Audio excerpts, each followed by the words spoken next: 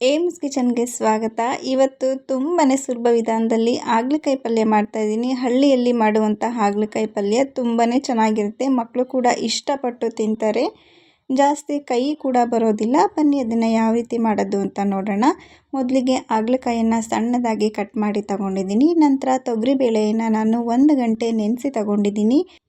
ಬಾಣಲಿ ತೊಗೊಂಡಿದ್ದೀನಿ. ಅದಕ್ಕೆ ಸ್ವಲ್ಪ ಎಣ್ಣೆಯನ್ನು ಸೇರಿಸಿ ಎಣ್ಣೆ ಕಾದ ನಂತರ ಸಾಸಿವೆ ಹಾಕಿದ್ದೀನಿ. ಸಾಸಿವೆ ಸಿಡಿದ ನಂತರ ಒಂದು ದೊಡ್ಡದಾಗಿರೋ ಈರುಳ್ಳಿ ತೊಗೊಂಡಿದ್ದೀನಿ ಮತ್ತು 2 ಹಸಿರುಮೆಣಸಿನಕಾಯಿ ತೊಗೊಂಡಿದ್ದೀನಿ. ಈರುಳ್ಳಿ ಸ್ವಲ್ಪ ಜಾಸ್ತಿನೇ ತೊಗೊಂಡಿದ್ದೀನಿ. ಎಲ್ಲ ಸ್ವಲ್ಪ ಜಾಸ್ತಿ ಹಾಕೋದ್ರಿಂದ ಹಾಗಲಕಾಯಿ ನಮಗೆ ಕೈ ಅನ್ನೋದು ಬರೋದಿಲ್ಲ. ಇವಾಗ ನಾನು ಹಸಿ ವಾಸನೆ ಹೋಗಬೇಕು ಅಲ್ಲಿವರೆಗೂ ಕೂಡ ಚೆನ್ನಾಗಿ ಫ್ರೈ ಮಾಡ್ಕೊಂಡಿದ್ದೀನಿ.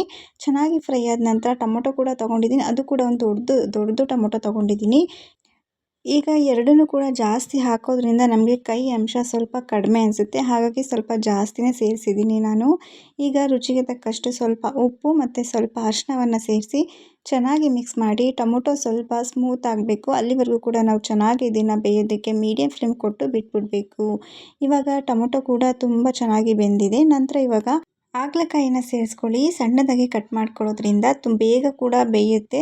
ಟೇಸ್ಟ್ ಕೂಡ ತುಂಬ ಚೆನ್ನಾಗಿರುತ್ತೆ. ಈ ಥರ ಪಲ್ಯ ಒಂದು ಸಲ ಮಾಡಿ ನೋಡಿ, ನಿಮಗೆ ತುಂಬಾ ಇಷ್ಟ ಆಗುತ್ತೆ. ಮಕ್ಕಳು ಕೂಡ ತುಂಬಾ ಇಷ್ಟಪಟ್ಟು ತಿಂತಾರೆ. ಈ ಥರ ಎಣ್ಣೆಯಲ್ಲೇ ಒಂದು 5 ನಿಮಿಷ ಫ್ರೈ ಮಾಡ್ಕೊಳ್ಳಿ. ಒಂದು 5 ನಿಮಿಷ ಆದ ನಂತರ ಇಲ್ಲಿ ನಾನು ನೆನೆಸಿರುವಂತಹ ತೊಗರಿಬೇಳೆಯನ್ನು ಸೇರಿಸ್ತಾ ಇದ್ದೀನಿ. ತೊಗರಿಬೇಳೆ ಹಾಕೋದ್ರಿಂದ ಕೈ ಅಂಶ ತುಂಬ ಕಡಿಮೆ ಆಗುತ್ತೆ.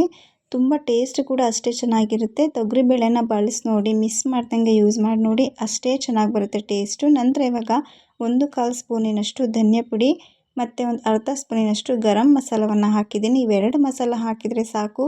ಟೇಸ್ಟ್ ಅಂತೂ ಸಖತ್ತಾಗಿರುತ್ತೆ. ರೊಟ್ಟಿಗಾಗಲಿ, ಚಪಾತಿ, ದೋಸೆ ಎಲ್ಲದಕ್ಕೂ ಕೂಡ ತುಂಬ ಚೆನ್ನಾಗಿರುತ್ತೆ. ಇವಾಗ ನೀರನ್ನು ಸೇರಿಸಿ ನಾನು ಬೇಯೋದಕ್ಕೆ ಬಿಡ್ತೀನಿ. ಸ್ವಲ್ಪ ಜಾಸ್ತಿ ನೀರನ್ನು ಸೇರಿಸ್ಕೊಳ್ಳಿ. ಯಾಕಂದರೆ ತೊಗರಿಬೇಳೆನೂ ಬೇಯಬೇಕಲ್ಲ, ಅದಕ್ಕೋಸ್ಕರ. ತೊಗರಿಬೇಳೆ ಚೆನ್ನಾಗಿ ಬೆಂದ್ರೇ ರುಚಿ ಕೂಡ ಅಷ್ಟೇ ಚೆನ್ನಾಗಿ ಬರುತ್ತೆ. ನಾನಿವಾಗ ಕ್ಯಾಪ್ನ ಕ್ಲೋಸ್ ಮಾಡಿ ಒಂದು 1/4 ಗಂಟೆ ಬೇಯಿಸ್ಕೊಂಡಿದ್ದೀನಿ. ಮೀಡಿಯಮ್ ಫ್ಲೇಮ್ ಕೊಟ್ಟು 1/4 ಗಂಟೆ ಬೇಯಿಸ್ಕೊಂಡಿದ್ದೀನಿ. ನೋಡಿ, ಈ ಥರ ಬೆಂದಿದೆ.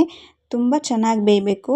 ಇನ್ನೂ ಕೂಡ ನೀರಿನ ಅಂಶ ಇದೆ, ಅದಕ್ಕೋಸ್ಕರ ನಾವು ಇನ್ನೂ ಕೂಡ ಬೇಯಿಸ್ಕೋಬೇಕು. ನಿಮಗೆ ಡ್ರೈ ಬೇಕು ಅಂದರೆ ಡ್ರೈ ಕೂಡ ಮಾಡ್ಕೋಬೋದು. ನಮಗೆ ಗೊಜ್ಜು ರೀತಿ ಬೇಕು ಅಂದರೆ ಅದನ್ನು ಕೂಡ. ಈಗ ಖಾರಕ್ಕೆ 1 ಟೀ ಸ್ಪೂನಷ್ಟು ನಾನು ಅಚ್ಚ ಖಾರದ ಪುಡಿಯನ್ನು ಸೇರಿಸಿದ್ದೀನಿ. ನಂತರ ಕಾಯಿ ತುರಿ, ಇದು ಮೇಯ್ನ್, ಇದು ಹಾಕೊಂಡ್ರೆ ನಮಗೆ ಹಾಗಲಕಾಯಿ ಪಲ್ಯ ಟೇಸ್ಟ್ ಬರೋದು.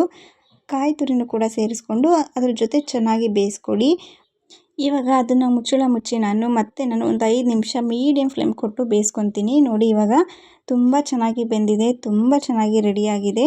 ನೋಡಿ, ಕಾಳು ಇಷ್ಟು ಈಗ ಮುಟ್ಟಿದರೆ ನಮಗೆ ಪೂರ್ತಿ ಈ ಥರ ಪುಡಿ ಆಗಬೇಕು. ಆ ರೀತಿ ನಾವು ತೊಗರಿಬೇಳೆಯನ್ನು ಚೆನ್ನಾಗಿ ಬೇಯಿಸ್ಕೋಬೇಕು. ಆಗಲೇ ನಮಗೆ ರುಚಿ ಕೂಡ ತುಂಬ ಚೆನ್ನಾಗಿರುತ್ತೆ. ಹಾಗೆ ಕೈ ಕೂಡ ಬರೋದಿಲ್ಲ.